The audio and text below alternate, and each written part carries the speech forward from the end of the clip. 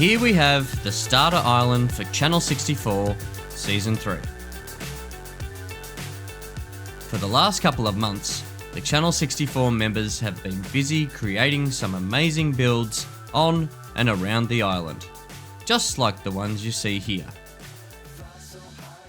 And we are nowhere near done yet. If this is what it looks like after a couple of months, imagine what it's going to look like at the end of the season. And in the last episode, I built this cool little tower and dock on the south side of the island. I decided to build the tower mainly from diorite to show that it can be a beautiful block, and not just a block that looks like bird poop. Welcome back to another episode from Channel 64. It's been a while, hasn't it? I've been away on holidays for a few weeks, and when I got back, I ended up getting the man flu. But I'm starting to feel a little better and ready to get stuck into some Channel 64 Minecraft. At the end of the last episode, I said I was going to make this tower into my starter base, but I've changed my mind. I've converted it into a shop, which I will show you in just a sec. But before we do that, you might notice the sign behind me, and someone thinks they're pretty funny by the looks. I wonder who that might be.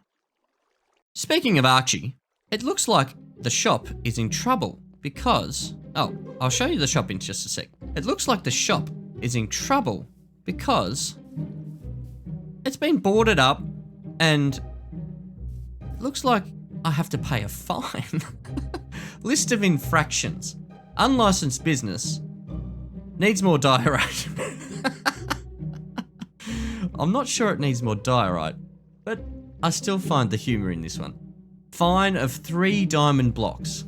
To appeal or pay the fine, visit the HOA, which I assume is the Homeowners Association? I'm not too sure. Love, Archie. And I know just the way to appeal to this so-called infraction.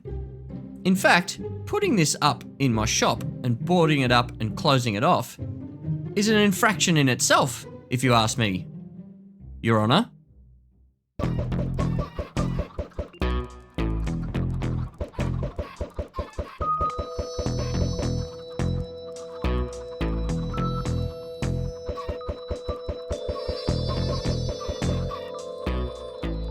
Let me show you what I've done in the shop. I've called it the tower, which is antiques and bric-a-brac. Now, bric-a-brac meaning I do have a few odds and ends in here. I've got some which aren't selling very well, to be honest. It's not. Okay, I take it all back. Someone needs some glass, and it's not. Okay, I need to. Oh my goodness. Okay. Looks like I need to restock. It wasn't selling very well. I've got some glass, golden carrots, assorted wool, some honey blocks, which someone has obviously needed, some honeycomb, which hasn't really sold, and some iron blocks because I've made an iron farm, which I'll show you a little bit later on as well. The main thing that I've been selling, and has been selling quite well, in fact, has been the books. Of course, everyone needs books early on in the season, and I've been selling the odd book here and there, which has been great. I've got pretty much all the books that we need back over at my sort of farming area, which I will show you, but it's been going okay. There is certainly some money in the book market. Now, as I said, I was on holidays for a few weeks, and I did have some time while I was away to play some Minecraft. That's right. I'm addicted to Minecraft, and I can't go on holidays without taking my laptop, just in case I get some time to play video games. I guess I'm crazy like that. So let's do a quick recap of what I've been up to the last few weeks. This is the area where I'm going to spend pretty much the next year of my Minecraft life building up my base for Season 3. But more on that in the coming episodes. First thing we needed to do was to build all the farms so we could easily gather resources for all the builds that I have planned. So I got to work and pretty much built up every single overworld farm there is to build in this beautiful cherry blossom biome. Say that 3 times fast. Now I love early game Minecraft, and I wasn't planning on doing too much with villagers this season, because I did that last season with the bookshop and the coffee shop. But there is a point where you say to yourself, enough is enough with the slow mining with no efficiency. So I dug into the side of the mountain, voted in some villagers, and set up a villager breeder, and started a little villager trading hall. It's not much to look at, but it gives me everything I'm going to need for the entire season. Now that I had some villagers, I needed something to trade, so I built what is quite possibly the world's ugliest iron farm. But hey, it works. I then got to work on the melon and pumpkin farm. This gives me something to trade with the farmers, so together with the iron I was trading with the weaponsmith, the toolsmith, and the armourer, I was well on my way to getting totally geared up. The next farm on my list was a bamboo farm, so I decided to combine the bamboo and the sugarcane farm.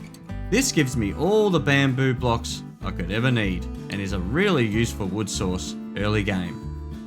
And the sugarcane will give me all the paper I will ever need to craft up as many rockets as I want. After that was a little lava farm and super smelter. You never know when you might need to smelt up a couple of thousand blocks. Am I right? After my complete and utter obsession with copper last season, I figured I'd better build myself a little bee farm. It's only got 4 beehives, but it should be enough for what I need.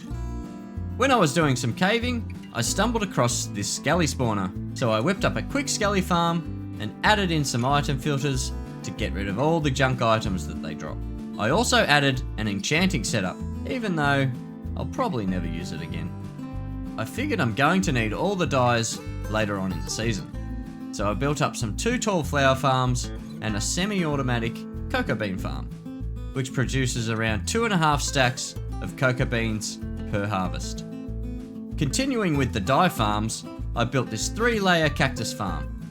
I'm going to need a heap of green dye for the builds that I have planned. I also made use of a mod called Flower Map to build this cornflower farm. Flower Map gives you a mini map on your screen that shows what types of flowers grow in that area on the map. It's a very handy mod to have if you need to build a cornflower farm. Every farming area needs a wool farm. Not sure how much wool I'm going to use this season, but at least it's there for if and when I need it. This is of course ENX04's versatile tree farm. I think this farm is amazing and a must-have in my opinion. It does all the tree types including cherry blossom, warped and crimson, and even brown mushrooms. The only trees it doesn't do are dark oak and mangrove. I also added in some filters and storage for all the wood types so I can easily grab any type of wood I need when I'm gathering materials for a build. While I was at it, I added this simple crimson and warped fungus farm. Gives me heaps of those little red and blue mushrooms. This tree farm is a modified version of ENX04's tree farm designed specifically for mangrove trees, and it works great. I don't have any plans for mangrove at this point, but I decided to build it purely because of how painful it is to collect this block if you don't have a farm.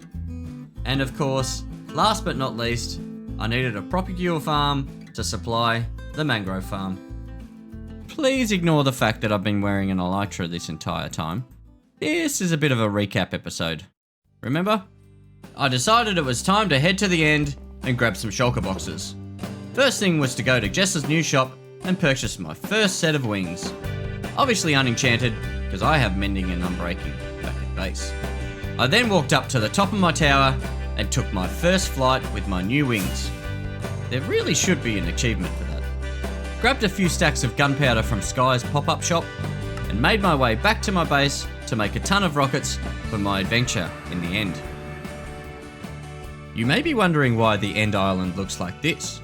While I was away on holidays, the Channel 64 members had a stream day where they all got together and fought the dragon to open up all the end gateways on the central island.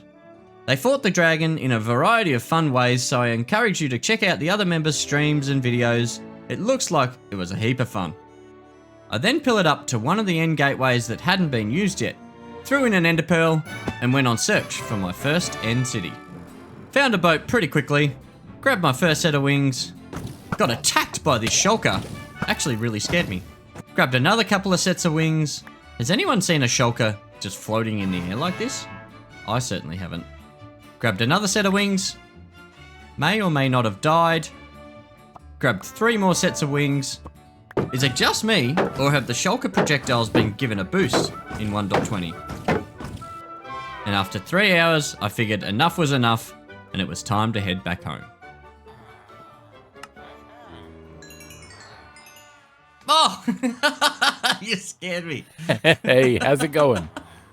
Goodness me, I was just doing some trading and I turn around. Woo, how you doing? I was just trying to steal your XP. Ah. I came here because I wanted to thank you for everything that you dropped off to help me sort out the gunpowder farm, and I've got that for you. No, you didn't have to, mate. Oh, how good's that? Awesome. That'll keep you going for That's 2 minutes, sweet. right? You got you got sugar cane? I've got heaps of sugar cane if you want to chuck a box of sugar cane or something. I think I'm good for sugarcane, actually. Okay. I think I'm gonna go a bit crazy with the TNT. I'm thinking maybe TNT business. Ooh, nice. I like it. I like it. Thank you, mate. That's awesome. You wanna team up with me on a TNT business? Because you know what they call male kangaroos, right? I should know that. I'm from Australia. I should know that. Yeah, come on, mate. Male kangaroos are boomer. Oh, of course they are. Yeah, so we could be the kangaroo crew demolitions. Ooh, I like it. Let's do it. No one is going to know what the hell we're talking about at all. It's going to be entirely me. That's the best part. Yeah, right. Awesome. So yeah, we could do that. A full shulker box of gunpowder. I have to ask you a question about your turkey. My what? Come stand at your nether portal up here. My turkey? Okay. Your turkey, yeah. So you come out the nether, and you look straight ahead, and there's a turkey. What's with the turkey?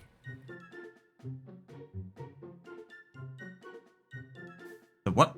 Turkey. You've got the things at the top, and then the beak, and then the pink body down the bottom, and the strange looking neck. Oh, okay. Okay, I can kind of get what I can kind of get what you're looking at now. Yeah. Sure. Sure, it's a turkey. No. No, I don't see it. First, I stepped through your portal, I walked out, I'm like, why does he have a statue of a turkey? Okay, then I realized it was a tree farm. I can kind of see it. I can kind of see it. It's a very skinny turkey. Yeah, I can see the head. It's got a really long neck, though. It does have a very long neck. Yeah, if it didn't have such a long neck, I'd be like, yeah, that's definitely a turkey. I'll give you that. I'll give you that. Okay. All right. All right. Well, yep. So thank you for your iron and the trapdoors and the redstone bits and the emeralds that I stole. My pleasure, and mate. I'll see you around. All right. Thanks, mate. Yeah, cool. Thank you, buddy. Bye. Bye.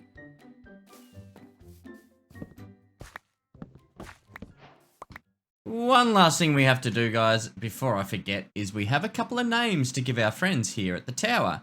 And the first one, which was suggested by Not Real, is Lucas. So, hello, Lucas. It's nice to have you here at the tower. And the second name suggestion given by Peter was Orange. So, Orange and Lucas, it's a pleasure to have you here. I do need to try and figure out what we're going to do with you, but nonetheless, it's good to have you here. That'll have to do it for today's episode, guys. We've got a lot done over the last couple of weeks. But I'm back, and we can start to get back into some regular content, which means big plans for the main base area. But more on that in the next couple of episodes.